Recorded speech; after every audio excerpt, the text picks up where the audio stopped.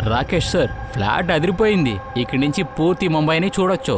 ఈ ఏరియాలో ఇటువంటి ఫ్లాట్ అయితే అస్సలు దొరకదు. ఇక్కడ ఫర్నిచర్ కూడా ఉంది, టీవీ కూడా ఉంది, యూజ్ చేసుకోవచ్చు. నేను ఎప్పుడు పని విషయంగా పూనాలోనే ఉంటాను. లేడీస్ కి ఈ సొసైటీ బానే ఉంటుంది కదా. 100% సేఫ్. సీసీటీవీ కెమెరా ఉంది, 24 గంటలు సెక్యూరిటీ ఉన్నాడు. సమస్య వచ్చిందంటే నేను ఉంటాను కదా, ఏమంటావు? హలో హలో దివ్యాని, నేను ఇక్కడ పార్లాకి వచ్చాను. ఒక అద్భుతమైన ఫ్లాట్ చూశాను, నీకు నచ్చుతుంది. Thank you so much Rakesh. Finally ఈ నరకం నుంచి నేను బయటపడుతున్నాను. సరే, ఇంకొక విషయం, నేను కూడా ఫ్లాట్ చూడాలి. నువ్వు చూడొచ్చు, వెంటనే బయలుదేరిరా. సరేనా? ఇంకో విషయం, అక్కడ కబోర్డ్ లో నేను ఒక ఫైల్ పెట్టాను. అది అగ్రిమెంట్ కోసం ఒక డాక్యుమెంట్ ఉంది, అది తీసుకురా. నీకు ఫ్లాట్ నచ్చితే ఇవాళ అగ్రిమెంట్ వేసుకోవచ్చు. ఓకే, ఒక్క నిమిషం. రాకేష్, నువ్వు ఫైల్ ఎక్కడ పెట్టావు నాకు కనిపించట్లేదు. అరే, నీకోసం ఇంత పెద్ద ఫ్లాట్ కనిపెడితే నువ్వు ఒక చిన్న ఫైల్ ని కనిపెట్టలేకపోతున్నావా? ఏం చేయను, నాకు కనిపించట్లేదు. నువ్వు ఎక్కడ చూస్తున్నావు దేవ్యాని? రైట్ సైడ్ కబోర్డ్ లో సెకండ్ డ్రాయర్ లో వెతుకు. దొరికింది. ఓకే ఓకే, అగ్రిమెంట్ ఉంది, ఆ ఫైలే కదా? దొరికిందా? దొరికింది. ఇదిగో వస్తున్నానుండు. సరే, నువ్వు తీసుకురా. హలో దేవ్యాని.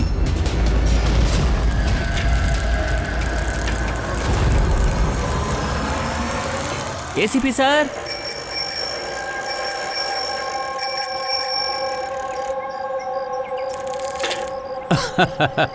జిమ్మి, ఎలా ఉన్నా బాబు? Good morning sir. Good morning జిమ్మి.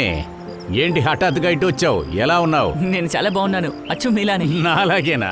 నేను కూడా మీలానే ఉంటే ఖచ్చితంగా ఏదో రోజు పెద్ద సిఐడి ఆఫీసర్ అవుతా. అద్భుతం, నాలాగే అవ్వాలా? సిఐడిలోనే ఏసీపీ అవ్వాలి. నువ్వు దానికి బాగా చదవాలరా. అలాగే ఎగ్జామ్లో కూడా మంచి మార్కులు తీయాలి, సరేనా? మరి ఎగ్జామ్ ప్రిపరేషన్ ఎలా చేస్తున్నావు? బాగా సాగుతోంది. ఎగ్జామ్స్లో చాలా తేలిగ్గా క్వశ్చన్స్ అడుగుతారు. వెరీ గుడ్, కూర్చో. సార్, ఇది నా స్క్రాప్ బుక్. ఇందులో చాలా కేసెస్ సాల్వ్ చేశాను సార్. మై స్క్రాప్ బుక్ ఏంటి, క్రైమ్ హిస్టరీ ఉందా? అవును సార్, ఇది చూసి నన్ను కొంచెం గైడ్ చేయండి. చాలా చోట్ల నుంచి ఇన్ఫర్మేషన్ కలెక్ట్ చేశాను. ఇలా చూడండి సార్, ఇందులో కరెక్ట్గా స్టోర్ చేసి పెట్టాను సార్. అన్ని క్రైమ్లు ఒకే చోట మీరు చూడొచ్చు. ఇదిగో ఈ పేజీ చూడండి, అందులో హత్య ఎప్పుడు జరిగింది, ఎలా జరిగింది అనే డీటెయిల్ మొత్తం ఉంటుంది. తర్వాత పేజీలో ఫైనల్ డీటెయిల్ ఉంటుంది. ఓ అలాగా? ఇందులో ఏదో మిస్ అవుతోంది, అది ఏంటో అర్థం కావట్లేదు సార్. అదేంటంటే ఈ క్రైమ్ ఈ బిల్డింగ్ కన్స్ట్రక్షన్లోనే జరిగింది. ఈ తప్పు ఎవరు చేశారో చాలా తెలివితేటలుగా చేశారు. నువ్వు బాగానే చేశావు, కానీ ఇటువంటి చేసే ముందు చదువు నువ్వు బాగా చదవాలి. ఆ చదువులో నువ్వు టాపర్ అవ్వాలి. తర్వాత చూడు, నువ్వు మంచి సిఐడి ఆఫీసర్ అవుతావు. పెద్ద ఆఫీసర్ అవ్వాలి కదా. నేను నీకు గైడ్ చేస్తాను మంచి సిఐడి ఆఫీసర్ అవటానికి. Thank you sir. అప్పుడు నువ్వు ఒక పని చెయ్యి. ఈ మిస్టరీ మొత్తాన్ని నువ్వు ఎప్పుడు సాల్వ్ చేయాలంటే ఎగ్జామ్ అయిపోయిన తర్వాత మన ఇద్దరం కూర్చొని సాల్వ్ చేద్దాం. ఇదిగో.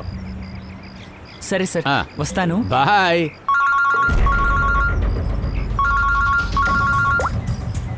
చెప్పు దయ్యా, ఎక్కడ?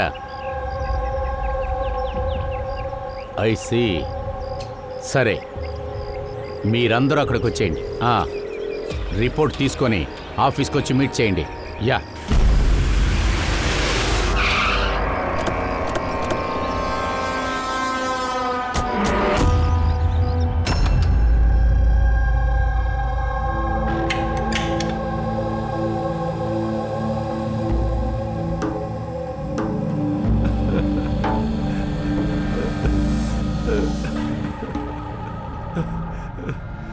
నా భార్యని ఎవరు చంపారో వాళ్ళని వదిలిపెట్టద్దు సార్, ప్లీజ్. సరే, మేము చూసుకుంటాం. హంతకుడు ఖచ్చితంగా తప్పించుకోలేడు. ఈ ఆపోజిట్ ఫ్లాటు ఎవరిది?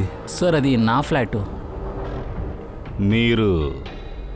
సార్, నేను అభిషేక్, నా భార్య పియా. Hi sir. మేము ఎదురు ఫ్లాట్లోనే ఉన్నాం సార్. 9:30కి హత్య జరిగినప్పుడు మీరెక్కడున్నారు? సార్, మేము ఇక్కడే కారిడార్లో ఉన్నాం సార్. మేము ఇంటి వైపుగా వెళ్తూ ఉన్నాం సార్. అప్పుడే మాకు శబ్దం వినిపించింది. అవును సార్, వినిపించింది. మేము చాలా షాక్ అయ్యాం. మీరు కారిడార్లోనే ఉన్నారా? అవును. అవును సార్. ఆ టైంలో ఫ్లాట్లో నుంచి ఎవరైనా బయటికి రావడం చూసారా? లేదు సార్, మేము ఎవరిని చూడలేదు. నో.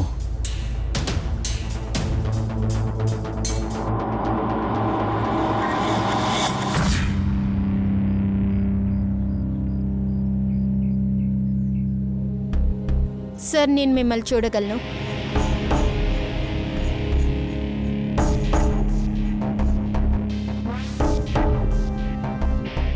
మిమ్మల్ని చూడగలను.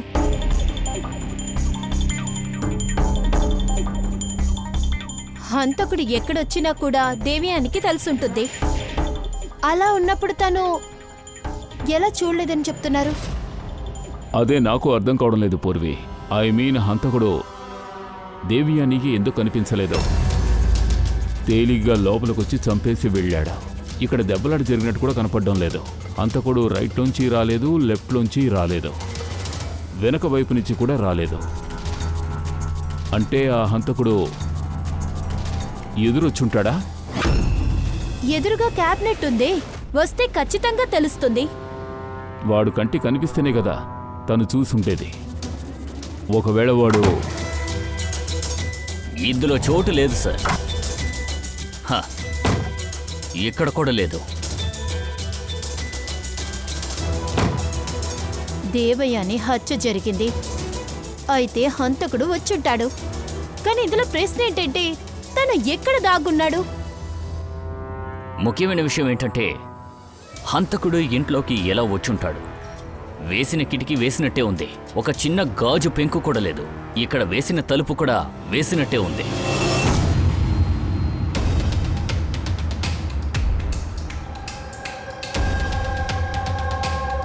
సార్, నేను ఇప్పుడు డ్యూటీలోనే ఉన్నాను. ఇది ఎప్పుడు జరిగిందని నాకు తెలియదు. ఎవరి మీదైనా అనుమానం? లేదు సార్. సార్, ఇప్పుడు జరిగింది ఈ అమ్మాయికి ఎప్పుడైనా జరుగుండొచ్చు. ఏంటి?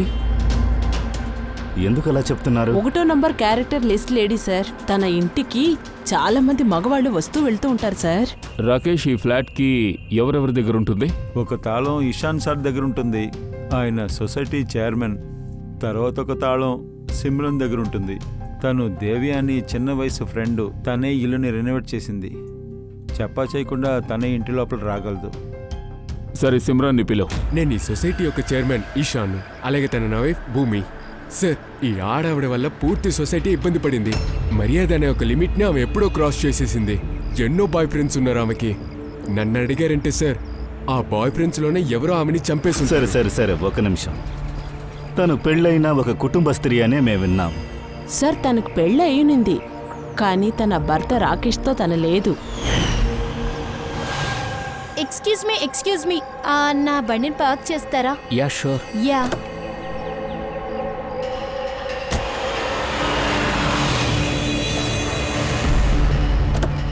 అరే,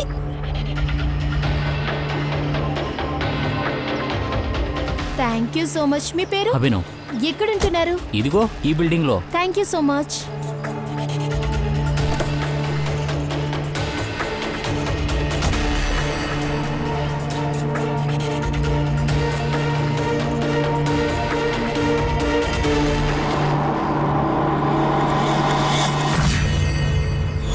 ఏదో సొసైటీలో ఉన్న ఒక అబ్బాయి దగ్గర హెల్ప్ అడిగారు, దానికని మీరు ఇలా మాట్లాడతారా ఏంటి?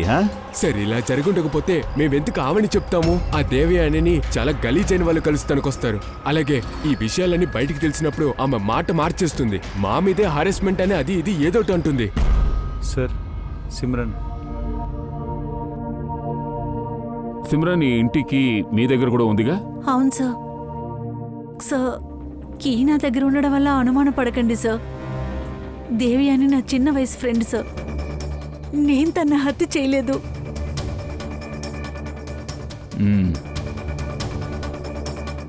రాకేష్, ఈ సంఘటన గురించి దేవ్యాని ఇంట్లో చెప్పేశారా? నేను తన సిస్టర్కి ఫోన్ చేశాను, తను వస్తూ ఉంటుంది. మీకు ఒకటి తెలుసా? తిను 50 మంది మగాళ్ళకి లవ్ కార్డ్స్ ఇచ్చింది. లవ్ కార్డా? ఇదంతా నాకు కూడా తెలీదు. ఎప్పుడైతే నా భర్తకి ఇచ్చిందో అప్పుడే నాకు కూడా తెలిసింది. మీకు కూడానా? ఇక్కడున్న ప్రతి ఒక్కరిని అడగండి.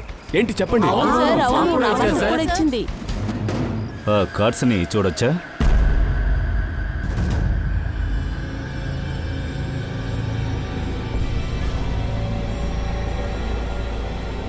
సార్, నాకు దీని గురించి ఏమీ తెలియదు. నేను ఎప్పుడూ పని విషయంగా పూనాలోనే ఉంటాను. నెలకి 3-4 రోజులే నీ ఇంటికి వస్తాను. ఇన్ని విషయాలు జరిగాయి రాకేష్, కానీ నాకేమీ తెలియదని చెప్పి చాలా ఈజీగా చెప్తున్నావే. ఇది మేము ఎలా నమ్మాలంట? లేదు సార్, నిజంగా నాకేమీ తెలియదు. కానీ దేవి అని కొద్ది రోజులుగా అప్సెట్గానే ఉంది. యాక్చువల్లీ తనకి సొసైటీలో ఉండడం అస్సలు నచ్చలేదు. ఎందుకలా? తనకి చుట్టుపక్కల ఉన్న వాళ్ళు నచ్చలేదు. వాళ్ళు అన్ఫ్రెండ్లీగా రూడ్గా ఉన్నారట. ఈ ఇంటి వైబ్ కూడా తను నచ్చలేదు. తను చెప్పడం వల్లే ఇవాళ పొద్దున్నే ఫ్లాట్ని బుక్ చేశాను. నా భార్య క్యారెక్టర్ గురించి ఇంత తప్పుగా మాట్లాడతారని అనుకోనే లేదు. రండి సార్, ఈవినే దియా, దేవి అని సిస్టర్. రండి, కూర్చోండి.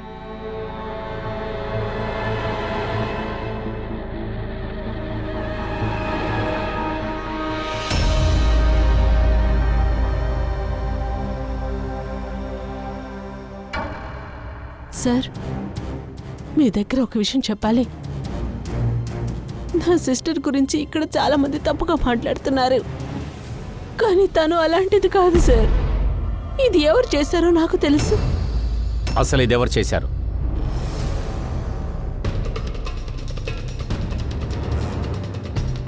సార్, యాక్చువల్లీ పెళ్లికి ముందు అక్కకొకరు బాయ్ ఫ్రెండ్ ఉండేవారు. తన పేరు నిలేష్. అక్కకి తనతో ఎంగేజ్మెంట్ కూడా జరిగింది. అతను ఇది చేస్తుంటాడు. నిలేషే హత్య చేస్తుంటాడని మీరు ఏ కోణంలో చెప్తున్నారు? సార్, ఈ వాజ్ డిస్కస్టింగ్ మ్యాన్. సార్, అతను తిడతాడు, మా అక్కని కొడుతూ ఉంటాడు. సార్, అతని బిహేవియర్ వల్లే మేము ఎంగేజ్మెంట్ కూడా క్యాన్సిల్ చేశాం. ఎంగేజ్మెంట్ ని ఆపేసావా? నన్ను పెళ్లి చేసుకోవా? నాతో ఎంగేజ్మెంట్, పెళ్లి వేరే వాళ్ళతోనా? ఏయ్, ఎందుకు ఇలా చేస్తున్నావు? నాలో ఏం తక్కువ ఉంది? వేరే ఎవరినైనా పెళ్లి చేసుకున్నావంటే నేను నిన్ను...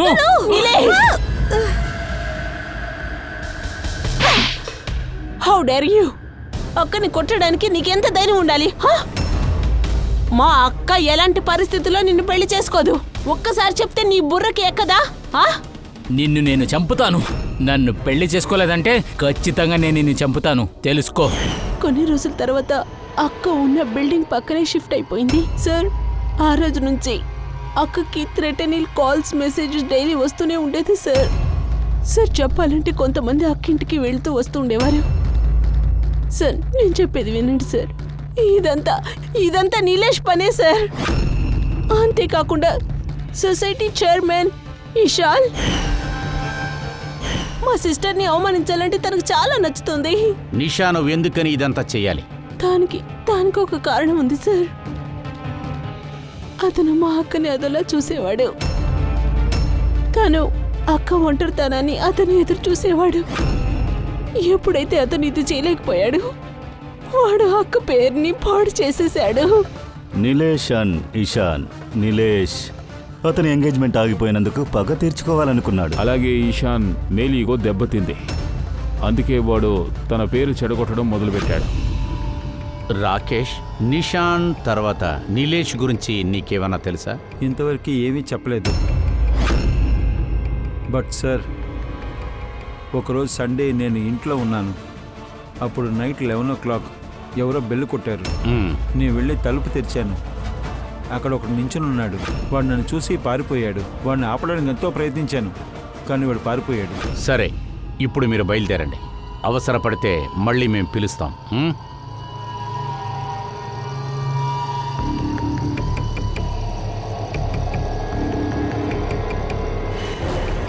ఇషాన్, నిలేష్, అది కాకుండా రాత్రి 11 గంటలకి దేవాని ఇంటికి ఒకడు వెళ్ళాడు. ఈ ముగ్గురు జాతకం కూడా మనం చూడాలి. ఖచ్చితంగా హంతకుడు ఈ ముగ్గురులో ఒక్కడై ఉంటాడు. అది ఎవరైనా సరే, వాడు ఆ దేవయాన్ని ఎలాగ హత్య చేశాడు? బాస్, దేవ్యానిని చాలా చిన్న షార్ప్ అయిన ఆబ్జెక్ట్తో దాడి చేశారు. 3 గాయాలు కనిపిస్తున్నాయి కదా. ఒకటి ఇది మెడ మీద, అందువల్ల నరాలు కట్ అయ్యాయి. రెండో గాయం షోల్డర్ మీద. ఇందులో ఆశ్చర్యమైన విషయం ఏంటంటే బాస్, ఈ 3 గాయాలు ఒకటికొకటి వేరే వేరే డిస్టెన్స్లో ఉన్నాయి, మెషర్ చేసినట్టు. ఇంకొక ఆశ్చర్యమైన విషయం ఏంటంటే 3 గాయాల మెషర్మెంట్ ఒకే విధంగానే ఉన్నాయి. 3 ఇంచ్. హంతకుడు దాడి చేయడానికి ఒకే ఇన్స్ట్రుమెంట్ని యూజ్ చేస్తుంటాడు. సో దాడి ఒకేలా ఉంటే లోతు కూడా ఖచ్చితంగా ఒకేలాగే ఉంటుంది. అయ్యుండొచ్చు, ఖచ్చితంగా ఉండొచ్చు. కానీ ఇక్కడ ఈ కేసులో గమనించాల్సిన విషయం ఏంటంటే దేవి అని ఒంటి మీద గాయం ఉంది కదా, దానికి యాంగిలే లేదు. దాడి నేరుగా పైనుంచి జరిగింది, ఇలాగా స్ట్రైట్ గా దేవి అని నించున్నప్పుడు దాడి జరిగింది. తన హీల్ ని మెషర్ చేసి చూస్తుంటే దాదాపు తన హైట్ ఇక్కడ ఒక 5.7 ఉంటుంది. ఇలాంటి ఒక దాడి చెయ్యాలి అంటే హంతకుడు 6.2 ఉండుండాలి, లేకపోతే ఈ దాడి చేయలేడు అసలు. ఏంటి నువ్వు చెప్పేది సోలంకి? హంతకుడు 6 అడుగులకు పైనుంటే ఈ చిన్న క్యాబిన్లో ఎలా దాక్కొనుంటాడు? అలా దాక్కొని ఎలాగ అటాక్ చేయగలడు? ఒకవేళ వాడు దైవ్యానికి వెనక నుంచి వచ్చినా దైవ్యానికి ఖచ్చితంగా తెలిసుండాలి కదా. తను కాపాడుకుంటానికి ఏదైనా చేసుంటుంది. ఇప్పుడు మనకి తెలియాల్సిందేంటంటే వాడు ఎక్కడి నుంచి అటాక్ చేస్తుంటాడు. సరే, ఒకవేళ ఒక మనిషి తలుపు గుండా కిటికీ గుండా బయటికొస్తే తను బయటికి వెళ్ళుంటే ఖచ్చితంగా ఎవరైనా చూసుండాలి. అది కూడా జరగలేదే.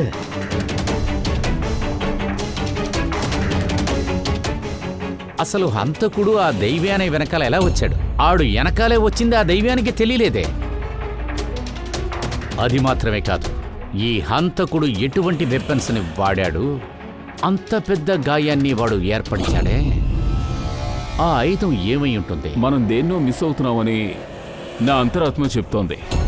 హంతకుడు లోపలికి ఎలా వచ్చాడో మనకి తెలీదు. క్రైమ్ సీన్లో వెపన్ కూడా మనకి దొరకలేదు. ఇప్పుడు నాకేమనిపిస్తోందంటే, అదిగో ఆ క్యాబినెట్ ఉంది కదా సార్, అందులో తన రహస్యం ఏదో ఉందని నాకు అనిపిస్తోంది. మనం మళ్ళీ దాన్ని చెక్ చేద్దాం సార్, ఏదో ఉన్నట్టే నాకు అనిపిస్తుంది. నువ్వు కరెక్ట్గా చెప్పాదయ్యా. ఫ్రెడీ, నువ్వు ఒక పని చెయ్యి. మళ్ళీ నువ్వు ఆ సొసైటీకి వెళ్ళి అక్కడ ఉన్న ఎంప్లాయీస్లో ఎవరైతే 6 అడుగులకు పైన ఉన్నారో వాళ్ళ లిస్టు నువ్వు తీ. అది మాత్రమే కాదు, ఇంకొక విషయం కూడా నువ్వు తెలుసుకో. ఆ దేవి అనే ఇంటికి రాత్రి 11 గంటలకు పైగా ఎవరు వచ్చారో వాళ్ళని రాకేష్ చూసిన వెంటనే వాడు పారిపోయాడు. దేవి అనే ఫోన్ రికార్డ్స్ అంతా చెక్ చేయి, ల్యాండ్ లైన్ కూడా చెక్ చేయి, మొబైల్ని కూడా నువ్వు చెక్ చేయి. మనం ఈశాన్ అండ్ నీలజ్ దగ్గరికి వెళ్తాం.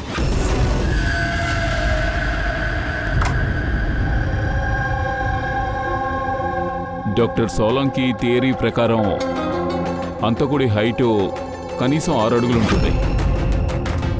సార్, దీని లోపల ఎలా ఫిట్ అయి ఉంటుంది?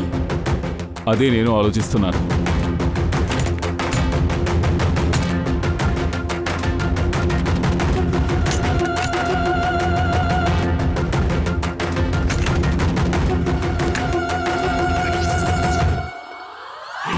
సార్, ఇది తీయగానే దీని లోపల ఇంత స్థలం ఉంది. మీలాంటి హైట్ అయిన వ్యక్తి కూడా ఇందులో ఫిట్ అయిపోతారు. అది కూడా చూద్దాం.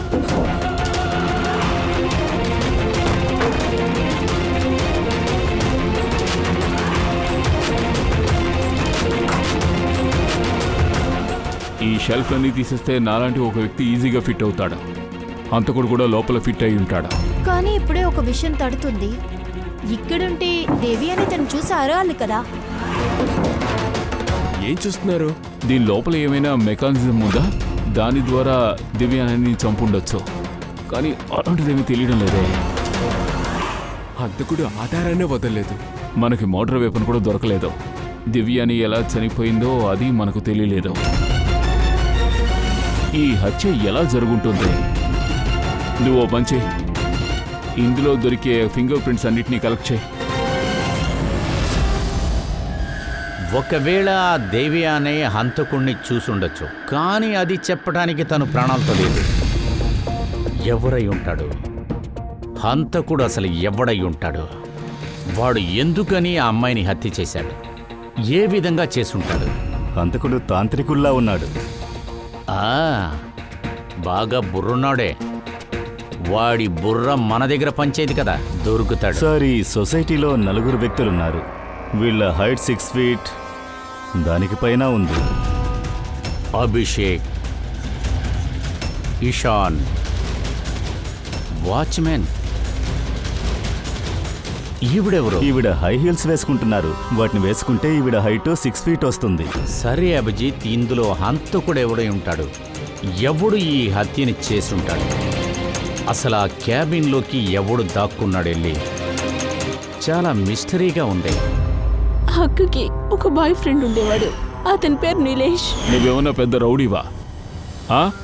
పోయిన వారం మీ ఇంటి పక్కన ఉన్న వాడిని బాగా కొట్టావు, కానీ వాడు ఏదో విధంగా తప్పించుకున్నాడు. కానీ దివ్యాని చంపేశావు. గ్రేట్, కానీ నేనేదో చేయలేదు. మీరు అలా చూడండి, తనే చనిపోయింది. అవును, మేము గొడవ చేసింది నిజమే. అయితే ఎంగేజ్మెంట్ని ఆపేస్తుందా? అందుకే పగ తెచ్చుకోవాలని అనుకున్నాను. ఎక్కువగా మాట్లాడుతున్నావు. జస్ట్ 2 మినిట్సే. నీ ఒంట్లో ఉన్న పొగరు మొత్తం నేను దించేయగలను. ఆ తర్వాత నువ్వు జీవితంలో ఎవరి మీద చేసుకోలేవు. సార్, ఆ సొసైటీలో ఉన్న ఫుటేజ్ మొత్తం తరోగా చెక్ చేశాను. అందులో నిలేష్ సొసైటీ బయట ఇటు అటు తిరగడం రికార్డ్ అయి ఉంది. అలాగా?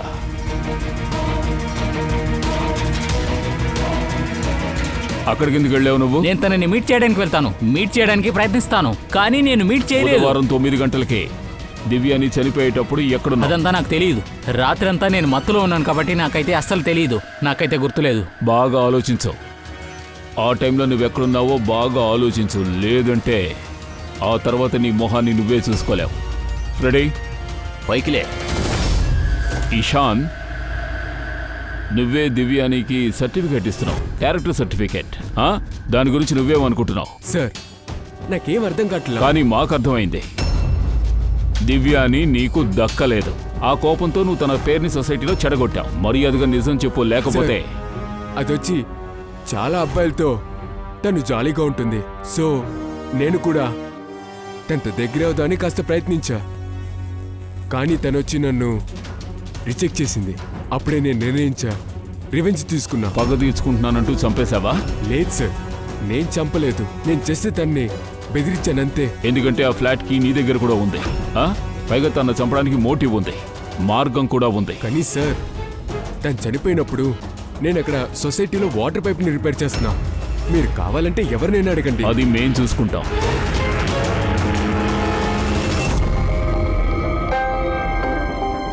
సార్, సార్, ఆ ఇషాన్, ఆ నిలేష్ వీళ్ళిద్దరిలో ఎవరైనా చంపుండొచ్చు. చంపడానికి మోటివ్ కూడా ఉంది, కానీ మన చేతికి ఏ ఆధారము దొరకలేదు. ఇంకా కొంచెం ఎంక్వైరీ చేయాలి. ఏమైనా సరే వాళ్ళిద్దరూ వాళ్ళకే తెలివితేటలు ఉన్నాయనుకుంటున్నారు. అది వదిలే, ఆ దైవాన ఇంటికి రాత్రి 11 గంటలకు వచ్చాడు కదా, వాడెవడనే విషయం తెలిసిందా? ఎస్ సార్, తన పేరు సునీల్, బయట కూర్చున్నాడు. సార్, దేవ్యాని నేను డేటింగ్ సైట్లో కలిశాను. Dating site? అవును సార్. ఆ తర్వాత మేము మెయిల్ చేయడం మొదలుపెట్టాం. ఒకరోజు దేవ్యాని నన్ను ఇంటికి రమ్మని పిలిచింది. నేను కూడా కలవడానికి అక్కడికి వెళ్ళాను, కానీ తన హస్బెండ్ని చూసి భయపడిపోయాను. ఆ తర్వాత అక్కడి నుంచి పారిపోయాను సార్. పూర్వి, దేవి అనే డేటింగ్ సైట్ని నువ్వు ట్రాప్ చేయి. అలాగే ఈమెయిల్ చెక్ చేయి. వీడు చెప్పేది ఎంతవరకు నిజమని అందులో తెలుస్తుంది. సార్, సార్, మా అక్క నంబర్కి జీవన్ అనే వ్యక్తి ఊరికి ఫోన్ చేస్తూ అసహ్యంగా మాట్లాడుతున్నారు సార్. ఏంటి చూడండి. జీవన్? వీడి నంబర్ ఏంటి?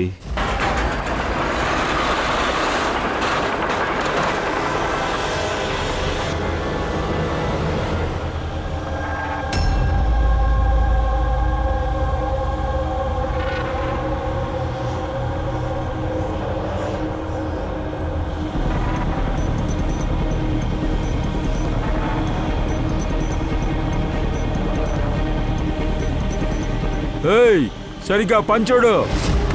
చెప్పాను కదా ఇంత తొందరగా పని జరగదని. మీరు బిల్డర్ అవ్వచ్చు, వేరే ఎవరైనా అవ్వచ్చు, పని తొందరగా అవుదని చెప్పాను కదా. రేయ్, నీ టైం అయిపోయిందిరా. అడిగిన దానికి సమాధానం చెప్పు. దివ్యాని ఎలా తెలుసో? దేవ్యాని? ఎవరు దేవ్యాని? రోజు 10 సార్లు ఫోన్ చేస్తుంటావు, కానీ దివ్యాని ఎవరో నీకు తెలీదా? సార్, మీరు ఎవరు? మమ్మల్ని చూస్తేనే క్రిమినల్స్ భయపడతారా? సిఐడి. సార్, నేను ఏమీ చేయలేదు, ప్రమాణం చేస్తున్నాను, ఏమీ చేయలేదు. ఏమీ చేయలేదా? దివ్యాని చంపేసి జాలీగా ఉంది. సార్, ఏం సార్ మాట్లాడుతున్నారు? నేనేం చేయలేదు సార్, నేను చంపలేదు సార్. హత్య చేయకపోతే ఎందుకు 10 సార్లు కాల్ చేశావు? సార్, దేవ్యాని నంబర్ దొరికింది, ఊరికే టైం పాస్ కే బెదిరించాను, ఇంతకన్నా నేను ఏం చేయలేదు సార్. నెంబర్ ఎవరిచ్చారు? అదా, సత్యం కాంప్లెక్స్కి ఒక పని మీద వెళ్ళాను. అక్కడ వాష్రూమ్కి వెళ్ళినప్పుడు తన పేరు నంబర్ రాసుంది. అదే తనకి కాల్ చేశాను, తిట్టడం ప్రారంభించింది. తను చాలా ధైర్యవంతుని నాకు తెలిసింది. సార్, నేను చంపలేదు సార్, ప్రమాణం చేసి చెప్తున్నాను, నేను అసలు చంపలేదు సార్, నన్ను వదిలేండి సార్. పంకజ్, ఆ సత్యం కాంప్లెక్స్ ఎక్కడుందో చెక్ చేయి.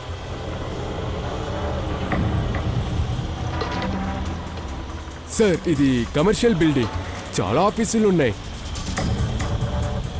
ఓ, ఖచ్చితంగా తన సొసైటీలో ఎవరో ఉన్నారు. వాళ్ళు సత్యం కాంప్లెక్స్లో పనిచేస్తూ ఉంటారు. వాళ్ళకి దివ్యాని అంటే గిట్టలేదని బాగా తెలుస్తోంది.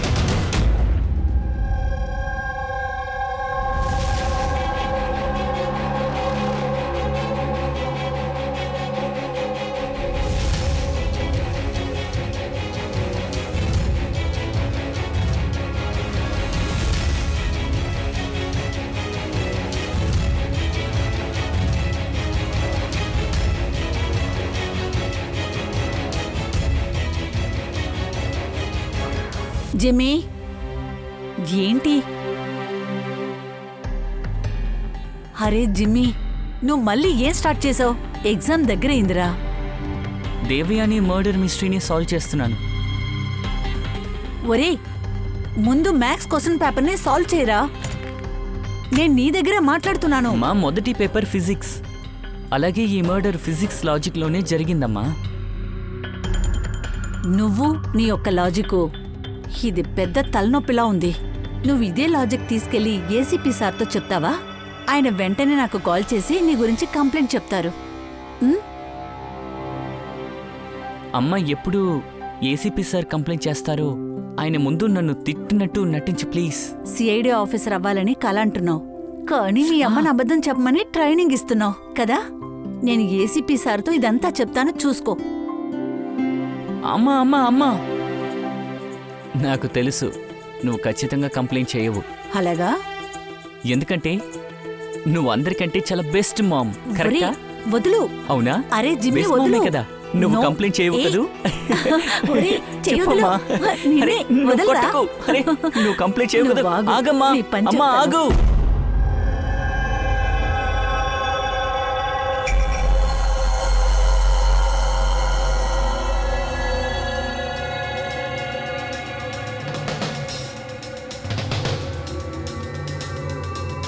సార్ ఖచ్చితంగా సొసైటీకి చెందినవాడే అయి ఉండాలి.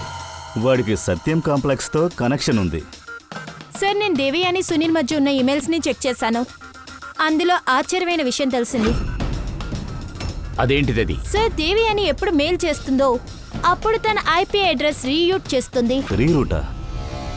అంటే ఏ కంప్యూటర్ నుంచి మెసేజ్లు పంపుతున్నామో అవి తెలియకుండా ఉంటాయి. కానీ ఒకటి సార్, ఒకసారి దేవయాని తన ఐపీ అడ్రస్ ని మార్చలేదు. ఇందులో ఆశ్చర్యం ఏముంది? సార్, అదేంటంటే అది దేవయాని అడ్రస్ కాదు. మరి ఎవరిది? దేవయాని నైబర్ పియా. ఇది నా భార్య పియా. Hi sir. ఈ పక్కన ఫ్లాట్లోనే ఉంటున్నాం. పియా డేటింగ్ సైట్లో దేవ్యాని ప్రొఫైల్ని చేసింది. సునీల్కి తనే మెసేజ్ పంపుంటుందా? సార్, సత్యం కాంప్లెక్స్లో ఆ సొసైటీకి చెందిన భూమి పనిచేస్తున్నాడు.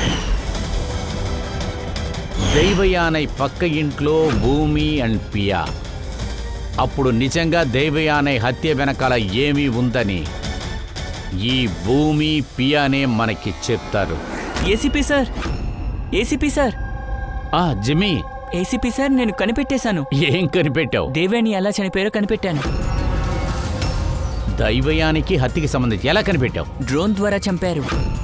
డ్రోన్ పెట్టుకున్నా? అవును సార్, ఇది చూడండి సార్. నాకు తెలిసి ఆ డ్రోన్ ఈ విండో నుండి వచ్చుండాలి. ఆ డ్రోన్లో కత్తి ఉండాలి. కిల్లర్ డ్రోన్ని రిమోట్తో కంట్రోల్ చేసి చంపేసి ఉండాలి. జిమ్మీ, డ్రోన్ ద్వారా దైవాన్ని చంపుంటే ఈ డ్రోన్ వచ్చే సౌండ్ ఖచ్చితంగా దైవానికి వినుంటుంది కదా. అప్పుడు ఆ సౌండ్ వినంగానే ఆ దైవాన్ని అలర్ట్ అయి ఉంటుంది కదా. నిజమే కదా? అవును కదా, నేను అస్సలు ఆలోచించలేదు. తర్వాత సార్, ఇలా జరిగిందేమో. హంతకుడు స్పైడర్ మ్యాన్ లాగా వేలాడుతూ వచ్చాడేమో. దానివల్ల కూడా కనిపించలేదేమో. ఆవిడ వచ్చిన వెంటనే వాడు చంపుండాలి.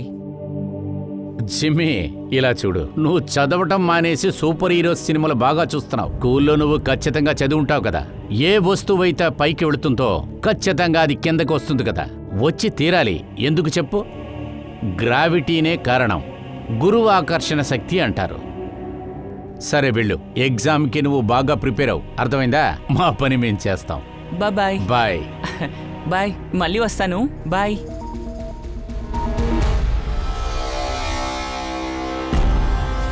ఏమీ మాట్లాడలేదే. చెప్తాం. రండి, వెళ్ళండి, రండి. వెళ్ళండి.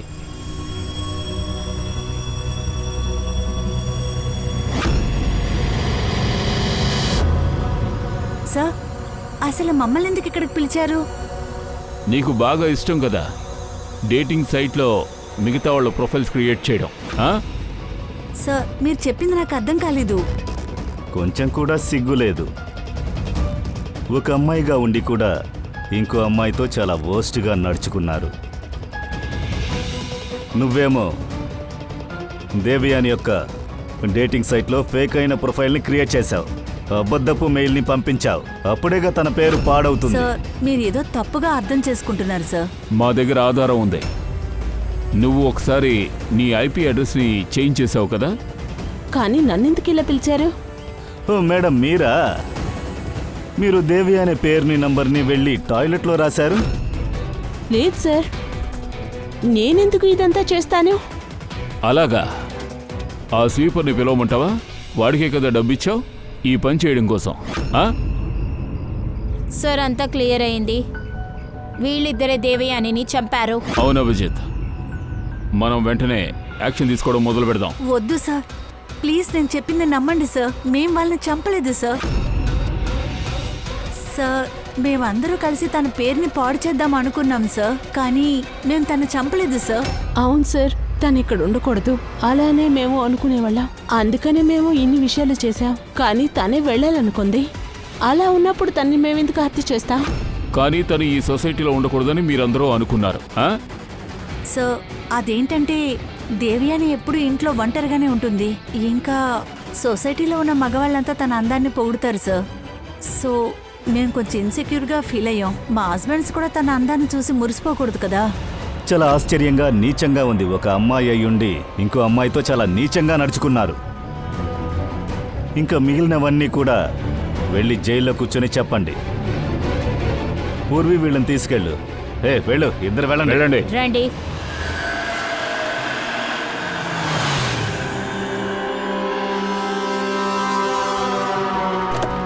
రండి సార్. ఏం తెలిసింది? ఇలా చూడు బాబు, నేను ఆ కబోర్డ్ని బాగా చెక్ చేశాను. నాకు ఆ కబోర్డ్లో దేవ్యాని ఇంకా రాకేష్ ఫింగర్ ప్రింట్స్ తప్ప ఏది దొరకలేదు. అది కూడా ఈ ఫింగర్ ప్రింట్స్ నాబ్లోనే ఉండింది. తలుపు మీద నాబ్లో, ఇంకెక్కడా లేదు. అంటే క్యాబినెట్ లోపల ఎవరూ లేరు? లేదు, నాకు దానికి ఆధారం దొరకలేదు. ఈ కేసు ఇంకా ముగింపుకు రాకుండా మనల్ని కన్ఫ్యూజ్ చేస్తోంది. హంతకుడు క్యాబినెట్లో లేకపోతే మరి ఎక్కడుండుంటాడు? ఒకవేళ హత్య జరిగితే ఎలా జరుగుంటుంది? డోర్ గుండా రాలేదు, విండో గుండా రాలేదు, కబోర్డ్లో కూడా లేడు. మరి హంతకుడు ఎక్కడి నుంచి వచ్చాడు? హంతకుడు రాకపోతే మరి హత్య ఎలా జరిగింది? హత్య ఎలా జరిగింది? ఇలా చూడు, నేను నీకు ఆల్రెడీ చెప్పాను కదా, దేవ్యాని షోల్డర్లో 3 గాయాలున్నాయి. అది 90 డిగ్రీ యాంగిల్లో ఉండింది. అంటే దాడి జరిగిందంటే పైనుంచి దాడి జరిగింది, అంటే పైనుంచి.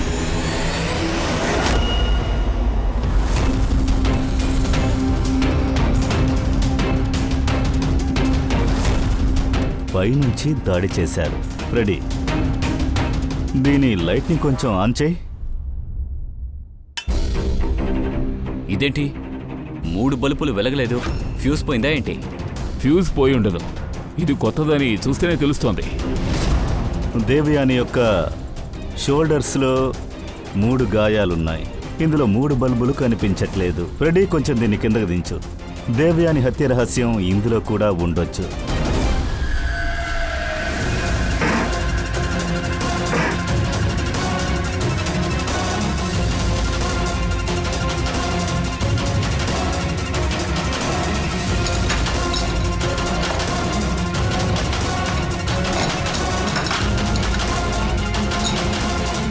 అయినా ఇందులో ఎవరు కెమెరా ఉంచారు? ఇదిగో ఈ వెపన్తోనే హత్య జరిగింది. ఇదిగో దీన్ని చూడు, ఇది రెండవది. అలాగే ఇది ఫోల్డబుల్ వైర్లో ఫిక్స్ అయి ఉంది. దీని సహాయంతో బాగా వేగంగా ఇది కిందకొచ్చి దేవ్యానిని పొడి చేసి మళ్ళీ పైకి వెళ్ళి ఫిక్స్ అయి ఉంటుంది అనిపిస్తోంది. సార్, ఇందులో సెన్సార్స్ ఉన్నాయి. సార్, అదేంటంటే వైఫై ద్వారానే రిమోట్ పెట్టి యాప్ పెట్టి కంట్రోల్ చేసి ఉండొచ్చు. అంటే కెమెరా ద్వారా ఎవరో దేవ్యానిని వాచ్ చేస్తూ ఉన్నారు, గమనిస్తూ ఉన్నారు. దేవ్యాని తిన్నగా ఈ జూమర్ కిందకు వచ్చి నుంచునుంటుంది. ఆ తర్వాత వాడు తన యాప్ ద్వారా ఈ వెపన్ని పైనుంచి ఫాస్ట్గా కిందకి దించుంటాడు. అది తిన్నగా దివ్యానికి గుచ్చుకుంది, తను చనిపోయింది. సరిగ్గా చెప్పావు. అందువల్లే హంతకుడు వచ్చి వెళ్ళినందుకు ఎలాంటి ఆధారాలు లేవు. ఎందుకంటే హంతకుడు లేడు. హంతకుడు చాలా మంచి టెక్నాలజీని యూజ్ చేశాడు. కానీ ఈ పని ఎవరు చేస్తుంటారు సార్?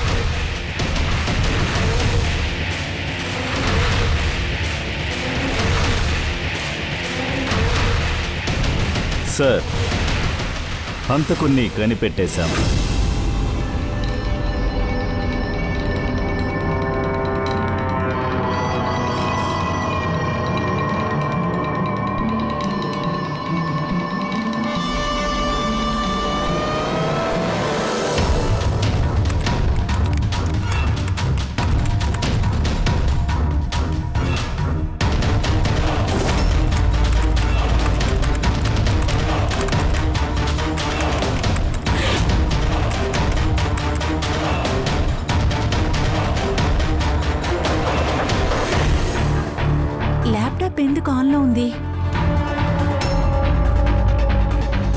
సైన్ నోటా?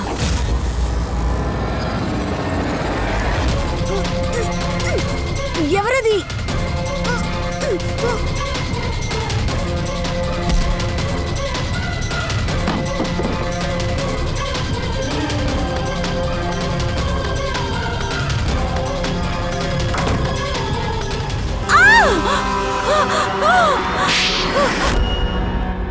సార్ మేడంకు ఫ్లాట్ నచ్చిందా?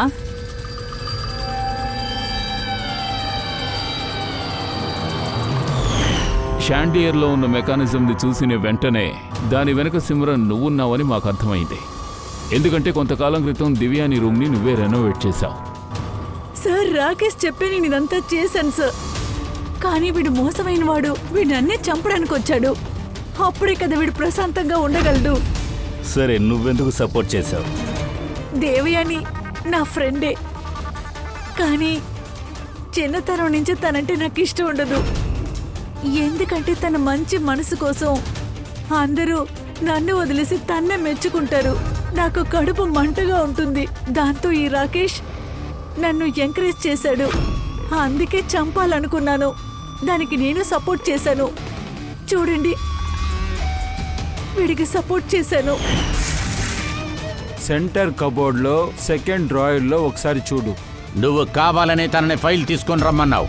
ఎప్పుడైతే జూమర్ కిందకు వచ్చింది వెంటనే యాప్ ద్వారా నువ్వు తనని హత్య చేశావు. ఇంకేం చేయమంటారు సార్? ఈ అమ్మాయితో జీవితాంతం జీవిస్తానిక? తనకి చాలామంది, తన క్యారెక్టర్ బాగాలేదు సార్. పెళ్లి తర్వాత కూడా చాలామందితో అఫైర్స్. డివోర్స్ ఇవ్వాలని ప్రయత్నించాను, కానీ ఫ్యామిలీ వల్ల అది కుదరలేదు. ఎందుకని తను నా జీవితాన్ని పాడు చేయాలి? తనని ఎవరు శిక్షించలేదు. నాకు నా స్వతంత్రం కావాలి. అందువల్లే నేను తనని చంపాలని ప్రయత్నించా. తన కడుపు మంటను నేను ఉపయోగించుకున్నాను. నువ్వు బాగా సందేహపడే నీ భార్యని నువ్వు చంపావు. సార్, ఇదే సార్ నిజం. నేను ఖచ్చితంగా చెప్తున్నాను. ఒక్కరు ఇద్దరు కాదు సార్. సొసైటీ అంతా తనని కేవలంగా మాట్లాడుతున్నారు. అంతేకాకుండా నేను ఎప్పుడైతే ఇంట్లో ఉన్నానో చాలామంది తనని వెతుక్కుంటూ ఇంటికి వచ్చి వెళ్తూ ఉంటారు. ఇలాంటి అమ్మాయితో ఎవరు సార్ జీవిస్తారు? ఎందుకని రాకేష్ నువ్వు ఇలా చేశావు? నీతిగా బ్రతుకుతున్న నీ భార్యని నువ్వు సందేహపడి హత్య చేసేసావే. సంతోషంగా బతకాల్సిన నీ జీవితాన్ని నువ్వే నాశనం చేసుకున్నావు. మీ ఇద్దరి జీవితం ఇప్పుడు ఎక్కడికెళ్ళి నిలబడుతుందో తెలుసా? జైల్లోనే మీరు మగ్గిపోవాలనే విషయం గుర్తుపెట్టుకోండి.